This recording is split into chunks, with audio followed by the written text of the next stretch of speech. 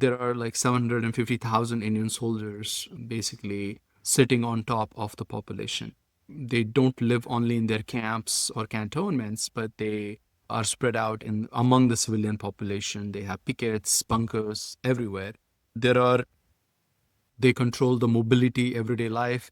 I read Palestinian scholars, their work on how the Israeli government controls the mobility and time of Palestinian life. It's very similar in Kashmir too, the way the Indian government controls the mobility and temporality of everyday life. What Kashmiris can do, hope, aspire for, dream about is fundamentally shaped by this overwhelming presence of the Indian military in the region. And they use a lot of strategies: curfews, sieges, communication blockades, crackdowns. They arrest Kashmiri intellectuals, shut down Kashmiri press. Any hint of free opinion or dissent is anathema to the Indian state in Kashmir.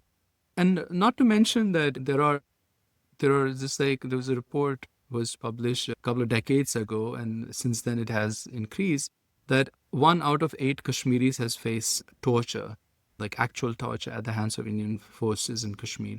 There are 10,000 people who are totally unaccounted for. They call the forcibly disappeared people. There are mass graves along the line called line of control, which is the line dividing the Indian controlled from the Pakistani controlled side of Kashmir.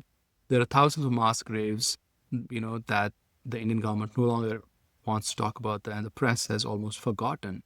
And there are like thousands of Kashmiri political prisoners in jail. There are some prisoners who have been in jail for 35 years. And this is like, that's an entire lifetime for nothing but holding a political opinion.